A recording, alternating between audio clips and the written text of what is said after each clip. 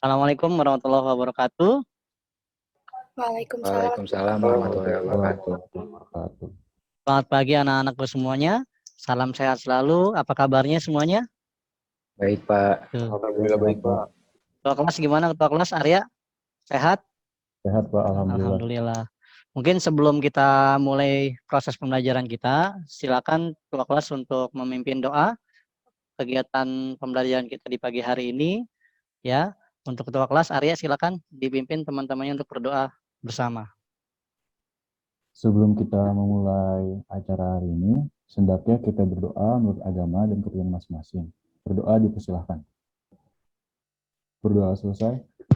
Oke, terima kasih Arya. Sebelumnya saya akan share screen dulu materi yang akan kita kaji bersama untuk kita diskusikan, yaitu tentang hidrosfer. Nah, sambil menunggu link yang saya berikan sebelum memasuki materi, saya akan menyampaikan refleksi pada pertemuan minggu lalu yang membahas tentang apa, Siva? Arya? Tentang atmosfer terkait dengan unsur cuaca, yaitu kelembaban udara, kemudian tekanan udara, dan juga angin, serta manfaatnya bagi kehidupan kita sehari-hari.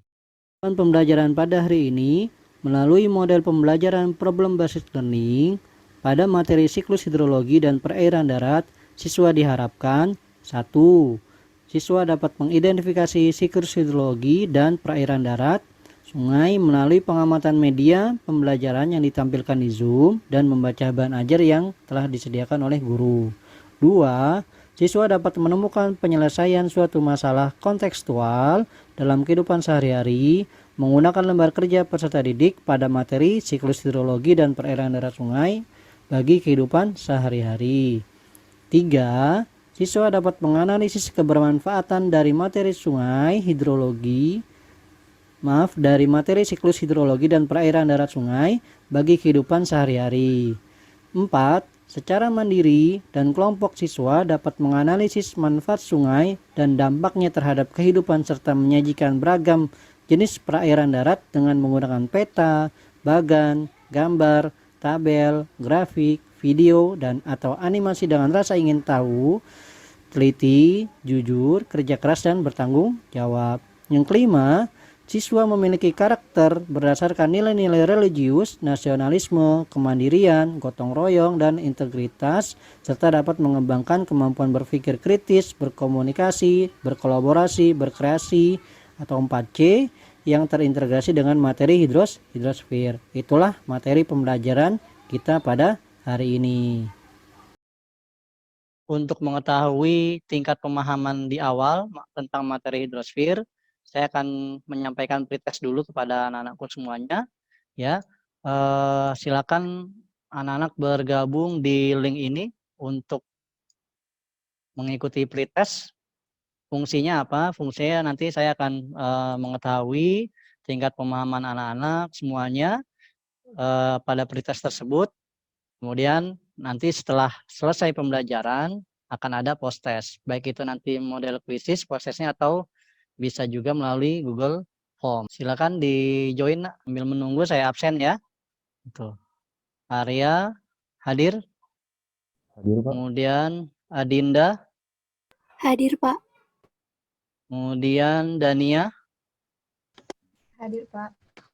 Kemudian Yasmin ada? Yasmin? Ada? Oke. Alhamdulillah sudah hadir. Kemudian Marisa hadir? Hadir, Pak. Alhamdulillah hadir. Kita mulai ya, Nak ya. Kita mulai. Selamat mengerjakan. Jangan lupa berdoa sebelum mengerjakan pretest pada materi hidrosfer. Pretest dimulai.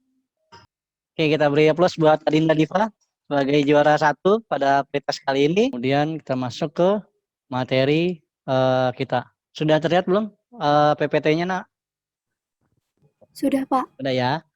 Oke, di sini ada gambar ya. Gambar apa ini, Arya? Belum hidup soundnya. Gambar apa, Arya? Yang ini? Halo? Kendala jaringan nggak, Arya? Ini gambar apa, ya? Halo Pak, Gambar apa nih, Arya? gambar gunung Pak. Gambar pegunungan bersalju ya.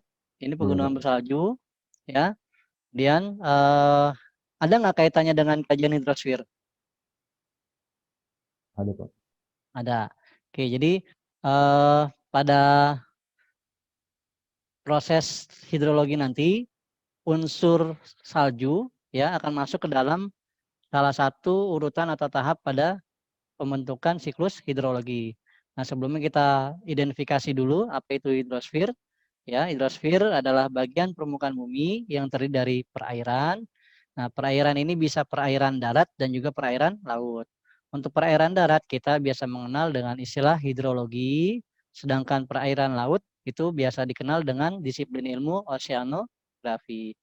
Nah, Indonesia ya mayoritas terdiri dari perairan, terutama lautannya yang sangat luas. Untuk itu kita bersyukur pada Tuhan Yang Maha Esa. Untuk itulah Tuhan menciptakan planet bumi yang penuh dengan atau kandungannya banyak, mayoritas mengandung air. Kita masuk ke dalam materi siklus hidrologi. Sebelumnya saya stop share dulu. Saya akan tampilkan terkait dengan proses siklus yang terjadi di permukaan bumi. Ini saya tampilkan animasi geraknya. Yang pertama, pada siklus hidrologi yang terjadi ialah Anda bisa amati gambarnya. Oke, Rania, silakan Rania. Jelaskan siklus hidrologi pendek ya dari animasi gambar tersebut. Jadi awalnya air itu menguap melalui proses evaporasi. Kemudian uap air naik ke ketinggian tertentu, kemudian mengalami kondensasi menjadi awan. Selanjutnya, awan terlalu berat karena ada air, terus mengalami presipitasi dalam bentuk hujan ke permukaan air laut. Terus siklusnya terulang lagi begitu-begitu terus, Pak. Kita lanjutkan pembahasan ini pada sungai. Sungai adalah massa air tawar yang mengalir secara alamiah yang mengikuti alur suatu lembah yang akhirnya bermuara di danau ataupun di laut. Kita akan berdiskusi terkait masalah yang akan saya tayangkan ke Anda ya. Ada problematika yang kita sering temui seharian. Oke. Yang pertama itu ada gambar apa ini?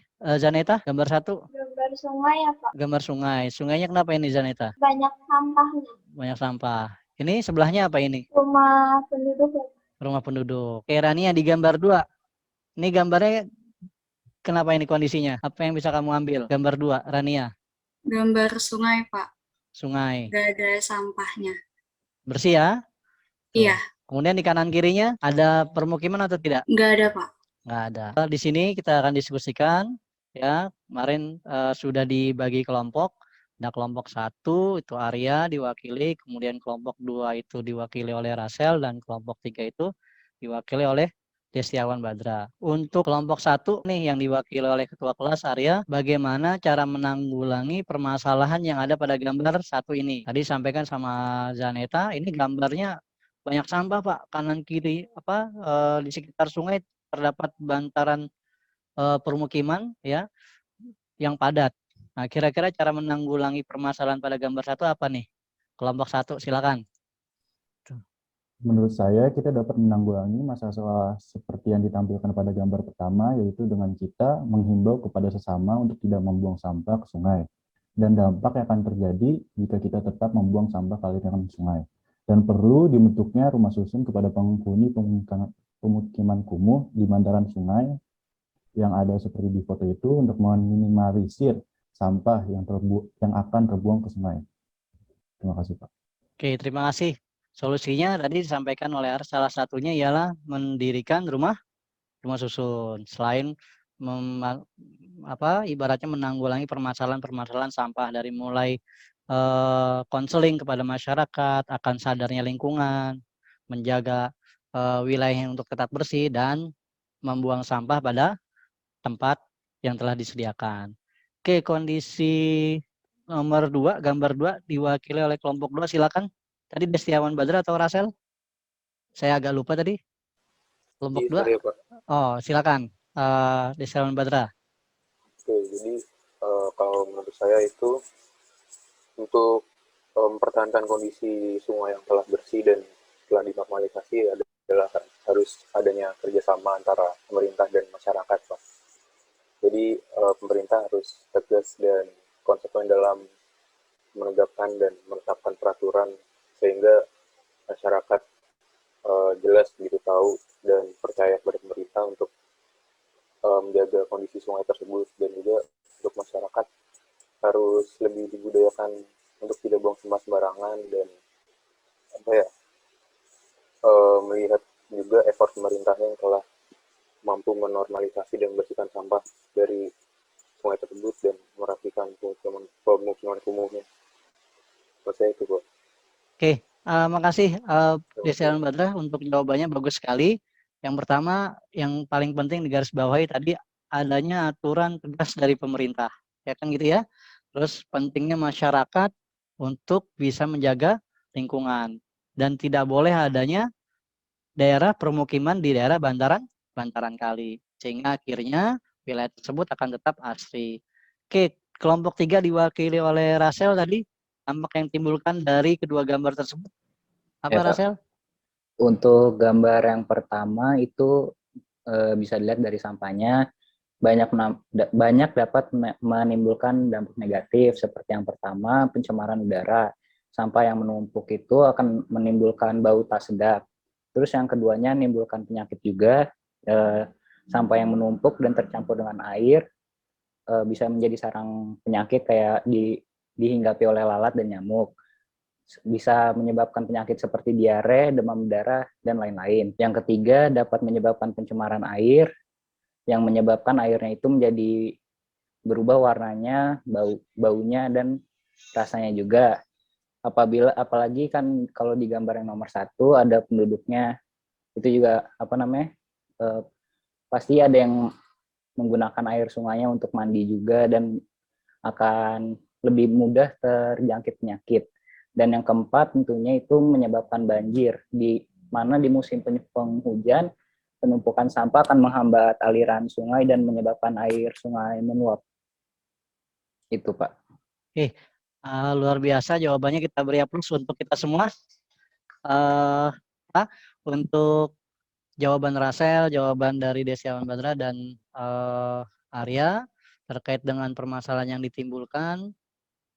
Ini kita mampu menganalisis dari kacamata kita terkait dengan kondisi yang ada. Nah, masing-masing 2 studi kasus tersebut memiliki dampak, baik dampak positif ataupun dampak negatif. Yang jelas pada gambar 1 banyak sekali dampak negatif yang dimunculkan, sedangkan pada gambar 2 banyak sekali dampak positif yang bisa kita rasakan. Pada hari ini Bapak cukupkan sekian pada pertemuan ini. Kemudian nanti kita akan sambung pada pertemuan yang akan datang. Kita akan membahas tentang morfologi laut, zona laut, kemudian terbentuknya laut.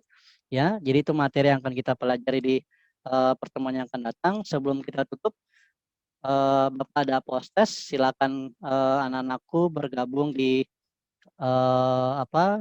Google Quizzes kembali, ya, sebagai sebagai parameter hasil proses pembelajaran yang kita lakukan. Kita akan mengukur sampai sejauh mana pemahaman kalian terhadap materi yang telah kita bahas secara bersama. Oke, silakan masuk ke dalam link tersebut. Oke, siap-siap. Mari kita mulai. Kita berdoa sebelum mulai. Ya, silakan berdoa. Saya klik mulai. Kita beri plus pada 3 besar, Adinda, Rasel, dan Arya Saputra. Ya, selamat buat 3 besar, luar biasa pada pertemuan hari ini. Alhamdulillah ada proses yang sangat baik di pembelajaran pada hari ini. Terlihat dari progres awal sampai di akhir, anak-anakku sudah menjalankan proses pembelajaran ini dengan baik. Sebelum kita akhiri, mari kita tutup pembelajaran ini. tolong ketua kelas Arya dipimpin teman-temannya untuk berdoa. Dengan wujudnya acara ini, mohon teman-teman ikuti untuk berdoa menurut kepercayaan dan agamanya masing-masing. Berdoa dipersilakan. Berdoa selesai. Alhamdulillah. Oke, alhamdulillahirrahmanirrahim. Terima kasih. Salam buat ayah bundanya di rumah. Mudah-mudahan ya kita diberikan perlindungan dan kita berdoa semoga wabah virus pandemi ini segera berakhir dan kita bisa melakukan proses pembelajaran tatap muka atau datang ke sekolah. Kangen juga kita selama setahun tidak hadir ke sekolah. Ya, terima kasih. Assalamualaikum warahmatullahi wabarakatuh. Waalaikumsalam warahmatullahi wabarakatuh. Terima kasih Kak. Terima kasih, Pak. Semuanya.